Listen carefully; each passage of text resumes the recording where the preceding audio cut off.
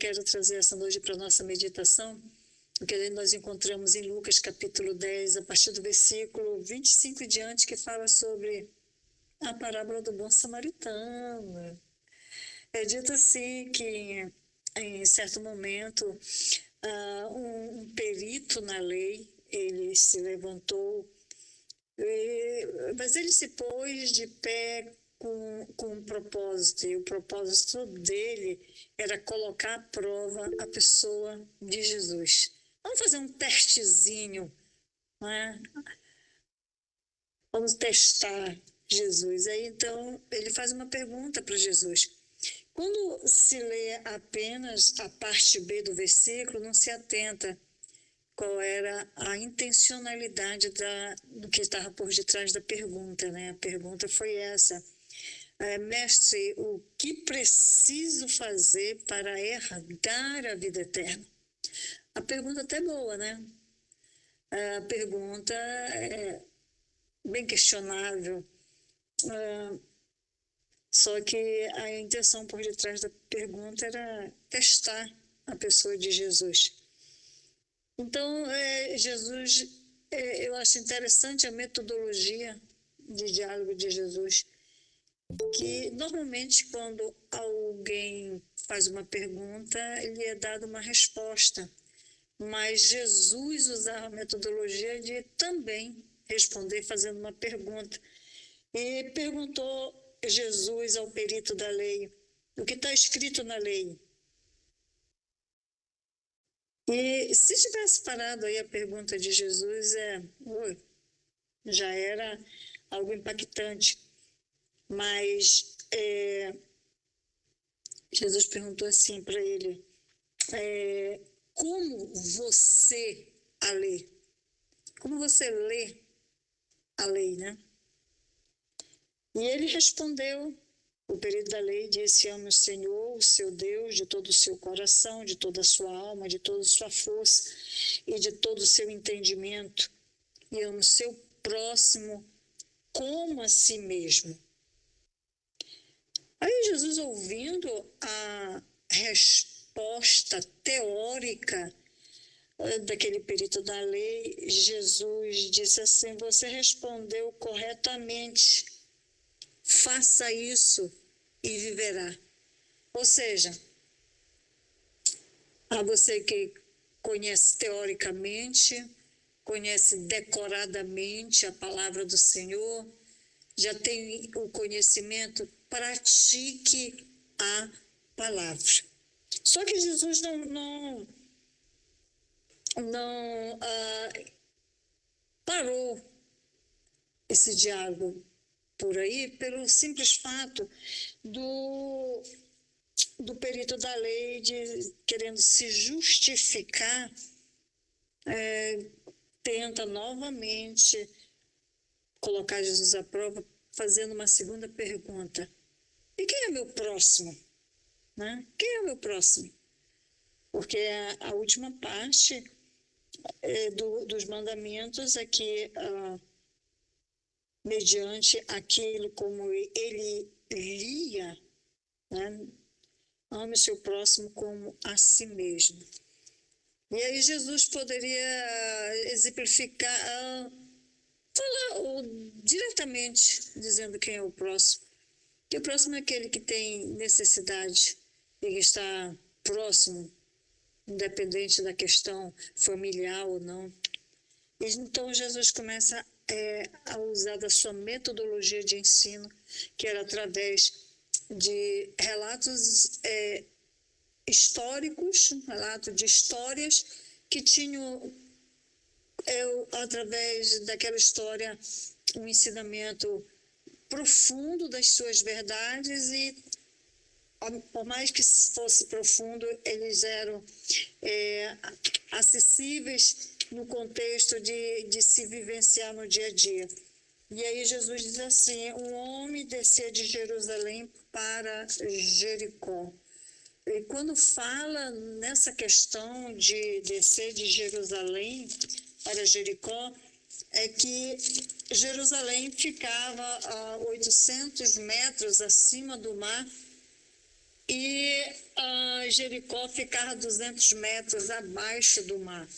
Então, havia ali um declínio geográfico, por isso que descia de Jerusalém para Jericó. Mas também tem uma implicação espiritual, que coloca Jerusalém e toda a sua simbologia, toda a sua representatividade como algo que está no alto, que tem a ver com a divindade, tem a ver com o reino dos céus. E Jericó é como uma imagem que Jesus queria transmitir de que algo que está embaixo, que tem a ver com a terra. E que esse homem, de uma certa forma, eu ouvi uma vez um pregador falando sobre a questão de ser um símbolo da humanidade, a humanidade, né? E aí, então, que no decorrer da sua vida só vem de declínio espiritual, porque sai de um Éden e vem nesse declínio espiritual até nos dias de hoje, segundo o que Paulo falou a Timóteo, segunda carta, capítulo 3, a situação é mais caótica nos nossos dias da condição do declínio espiritual do ser humano, né? E aqui a gente percebe que este homem, né, ele caiu na mão de assaltantes que lhes tiraram as roupas, espancaram e o deixaram quase morto. Ele não morreu, mas estava quase morto. Então a gente percebe assim que o que acontece desde o Jardim do Éden até nos nossos dias, a nudez espiritual do ser humano, os demônios agindo, né, produzindo a cada dia um grau de nível de pecado nas atitudes, no coração do ser humano. O ser humano teve a sua identidade roubada, teve a sua moral roubada. O ser humano que se encontra dentro desse contexto de declínio espiritual, pessoas que são feridas emocionalmente, psicologicamente, espiritualmente. O homem meio morto, a humanidade está nessa condição de não estar viva nem morta, está meio morto ou meio vivo, né? Então, aqui a gente percebe que ele não podia se levantar por si mesmo, provavelmente estava jogado no chão, né? Só que o Deus Todo-Poderoso é aquele que age de uma forma assim inexplicável, porque é dito que passou um sacerdote que, quando viu o homem naquela situação, passou de longe, diz assim, viu, passou, quando chegou ao lugar e viu, passou pelo outro lado. E é dito que esse sacerdote representa todo o sistema religioso destituído do amor, da compaixão, da misericórdia. E assim também é dito que veio um levita. É sabido que todo sacerdote, ele é um levita, mas nem todo levita é sacerdote. Mas o levita, ele representa o povo de Deus. Assim como o sacerdócio pode vir a representar uma liderança, mas também o povo, os levitas podem vir representar, nos dias de hoje, o povo de Deus, a igreja, na sua totalidade. Porque todo pastor, toda liderança é crente, mas nem todo crente é líder, nem todo crente é pastor, né? E aí a gente percebe que duas pessoas que trazem a simbologia, né, religiosa, passam perto do quase morto e não lhe oferece ajuda. Aleluia.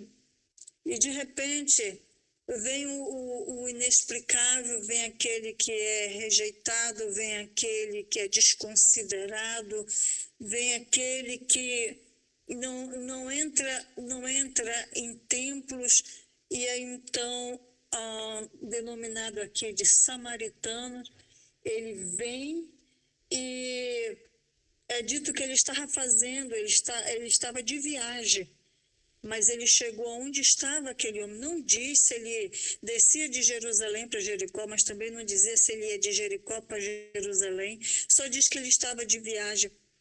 E quando ele o viu, é interessante que o sacerdote viu o quase morto, o levita viu o quase morto e o samaritano também viu o quase morto. E é dito aqui que ele se aproximou, enfaixou-lhe as feridas e derramou nessas feridas vinho e óleo. Depois de tratar das feridas, ele coloca sobre o seu próprio animal e leva-o para uma hospedaria e cuida dele. Então, ele estava em uma caminhada, ele estava em viagem, assim como o sacerdote, o levita, mas ele parou a sua viagem e deu a atenção e cuidou, tirou aqui eu entendo e subentendo na leitura, que ele tirou aquele dia para cuidar tudo aquilo que poderia ser mais importante do que tratar de um quase morto, ele deixou em segundo plano. E para aquele samaritano, o mais importante naquela hora era cuidar do quase morto. E aí, então, a gente vê aqui na palavra do Senhor que no dia seguinte, quando ele chegou na hospedaria, entendo que ele dormiu ali na hospedaria, ele deu 2 denários ao hospedeiro e disse a ele, cuide dele, que é quase uma ordem, cuide dele, quando eu voltar lhe pagarei todas as despesas que você tiver. E ele tinha a ciência, esse samaritano, que ele ia e ele ia voltar. E ao mesmo tempo que o samaritano, ele reflete a pessoa de Jesus, que também veio a este mundo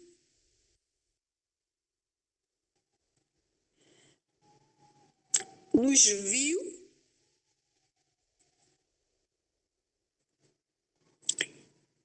então ele cuidou de nós, sarou as nossas feridas de sentimento de abandono, complexo de inferioridade, tantas outras coisas assim que o pecado acarreta no nosso ser. Ele nos colocou numa hospedaria chamada igreja, deu responsabilidade àquele que é responsável pela hospedaria para cuidar daqueles que estavam sendo tirados por ele da situação de estado de quase mortos. E ele vai voltar. E ele disse assim, quando eu voltar, o que tu gastou com ele, eu vou te pagar. Ou seja, ele não deve nada para ninguém. E dentro desse discurso de Jesus, para com aquele especialista da lei, Jesus então encerra o seu diálogo fazendo uma pergunta: qual desses 3 você acha que foi o próximo do homem que caiu nas mãos dos assaltantes? E aí ele responde: aquele que teve misericórdia dele, aquele que teve misericórdia do quase morto. E aí então Jesus fala para aquele que sabia as teorias, dizendo: vai e faça o mesmo. Então, essa palavra chega assim como uma trombeta aos meus ouvidos. Deixa de ser teórica, pratica a palavra, pratica a misericórdia. Aleluia, aleluia, aleluia. Então, nesse simples diálogo, a gente percebe a história da humanidade, a minha história, a sua história, de sermos alcançados por Jesus e que a gente tem uma responsabilidade, uma incumbência de reverberar isso no nosso dia a dia, porque é muito mais fácil nós atentarmos para aqueles que são iguais a nós, aqueles que são os amigos, mas o que Jesus nos exemplifica aqui são aos desconhecidos, aqueles que a gente não tem vínculo de afetividade nenhuma. E ele diz assim: esse é o teu próximo. Você tem que ser o próximo dessa pessoa que está necessitada e carente. E a gente olha assim, esse caos que está a terra, o ser humano, que ainda tendo a oportunidade de ter uma nova vida, permanece nessa situação de quase mortos. Por mais que não tenham força para se levantar, ainda que queiram viver, e ainda rejeitam a ajuda daquele que ama sem acepção de pessoas. O samaritano, ele era improvável. Os judeus tinham uma rixa com os samaritanos. Isso tem a ver ainda lá com o Antigo Testamento, tem a ver com questão de reis lá no passado, e porque era uma mistura que houve entre judeus com outros povos, e era uma situação de preconceito. E Jesus pega uma pessoa nessa situação para trazer uma exortação, um ensinamento, não só para esse doutor da lei, especialista da lei, mas para nós nos nossos dias. De usar o samaritano na demonstração daquilo que tem que ter nos nossos corações, nós, os detentores, nós que carregamos a palavra de Deus. Então, a história da humanidade, ela é dividida assim em três partes distintas. Em Romanos 5,14, nos fala de um período de Adão até Moisés, ou seja, até antes da lei. João 1,17 fala que a lei foi dada por Moisés, mas a graça e a verdade veio por meio de Jesus. Isso na primeira vinda. Da primeira à segunda vinda de Cristo, quando nós vamos ter a consumação da redenção, aí nós temos o terceiro período da humanidade. Aleluia.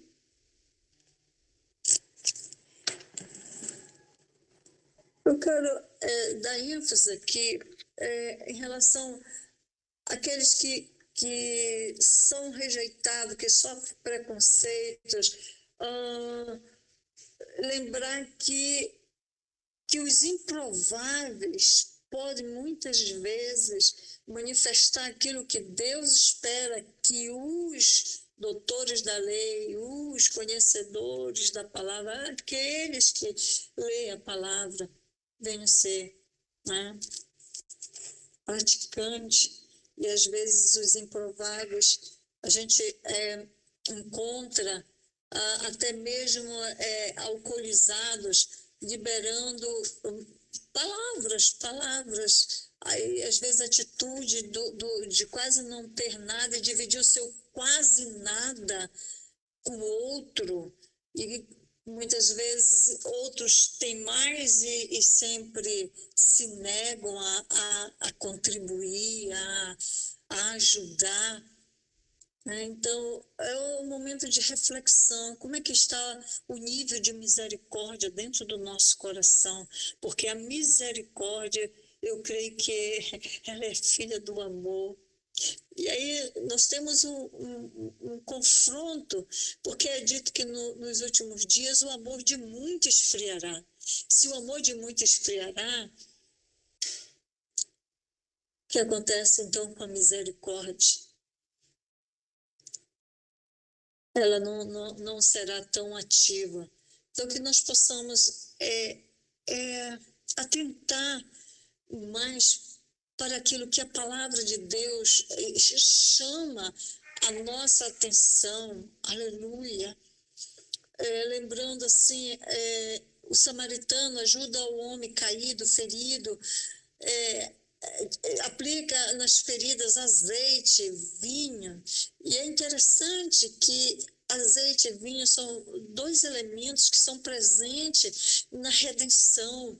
E então, Tito capítulo 3, versículo 5, diz assim: segundo a sua misericórdia nos salvou pela lavagem da regeneração e da renovação do Espírito Santo, nos lavou através do seu sangue simbolizado no vinho e a renovação pelo Espírito, um símbolo do azeite. Então, que estejamos atentos, que esta obra não é de exclusividade para aqueles que estão entre quatro paredes, mas este favor imerecido, ele é para a humanidade. E Deus espera de mim, de você, que nós atentemos, porque nós já estivemos nesse estado de quase morte, já experimentamos o nascer de novo, a nova vida. Então, nós estamos sendo confrontados com a palavra do Senhor. Até que ponto vamos permanecer nos sentindo, como é a palavra, meu Deus? Nos sentindo superiores e o resto que se dane. Mas o resto que se dane é a quem o Senhor está interessado, que o resto que se dane se torne alvo da misericórdia do Senhor através das nossas vidas. Então eu quero parar por aqui porque eu estou emocionada. Eu estou emocionada com essa palavra porque ela é altamente confrontante. Altamente confrontante. Então, eu encerro aqui dizendo: vai e faz o mesmo. Amém.